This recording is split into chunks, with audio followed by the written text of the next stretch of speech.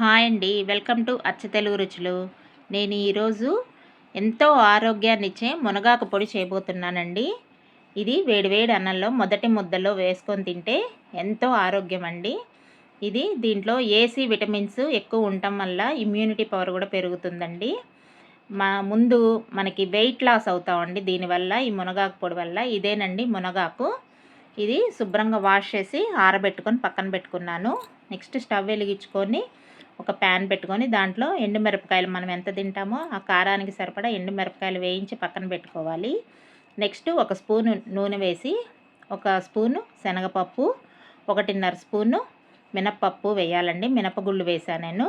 అవి కూడా వేసి లో ఫ్లేమ్లో పెట్టుకొని వేయించుకోవాలి. నెక్స్ట్ 2 స్పూన్స్ ధనియాలు కూడా వేసి వేయించుకోవాలి. చిన్న కొబ్బరి ముక్క తీసుకున్నానండి, ఎండు కొబ్బరి. అది కూడా చిన్న చిన్న ముక్కలుగా చేసి వేయించుకోవాలి. నెక్స్ట్ ఒక స్పూను జీలకర్ర కూడా వేసి బాగా వేయించుకోవాలండి. అన్నీ లో ఫ్లేమ్లో పెట్టుకొని వేయించుకోవాలి. నెక్స్ట్ 4 రెబ్బలు వెల్లుల్లిపాయలు కూడా వేసాను. ఇష్టమైతే వేసుకోండి, లేకపోతే స్కిప్ చేయొచ్చు. అదంతా ఒక ప్లేట్లో తీసుకొని పక్కన పెట్టుకోవాలి. నెక్స్ట్ మునగాకును కూడా అదే ప్యాన్లో వేసి 1 స్పూన్ ఆయిల్ వేసి బాగా లో ఫ్లేమ్లో పెట్టుకొని వేయించుకోవాలండి. చూడండి, ఈ మునగాకులో ఉండే పచ్చి వాసన అంతా పోయేదాకా ఇట్లా వేయించుకోవాలండి. దీన్ని కూడా ఒక బౌల్లోకి తీసుకోవాలి. వేయించుకున్న తర్వాత మొత్తం చల్లారాలండి. కొంచెం చింతపండు వేయాలి. మొత్తం చల్లారింది కదా, ఒక మిక్సీ జార్ తీసుకొని మొత్తం దాంట్లో వేసేసుకోవాలండి. రుచికి సరిపడ ఉప్పు, కొద్దిగా పసుపు వేసి మిక్సీ పట్టుకోవాలి. చూడండి ఇలా.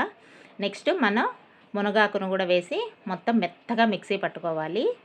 చూడండి, మిక్సీ పట్టిన తర్వాత ఇలా వస్తుంది.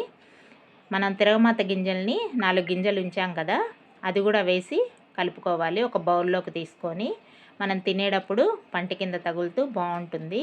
ఇంతేనండి, మునగాకు పొడి ready. Thank you for watching. Please do like, share and subscribe to అచ్చ తెలుగు రుచులు.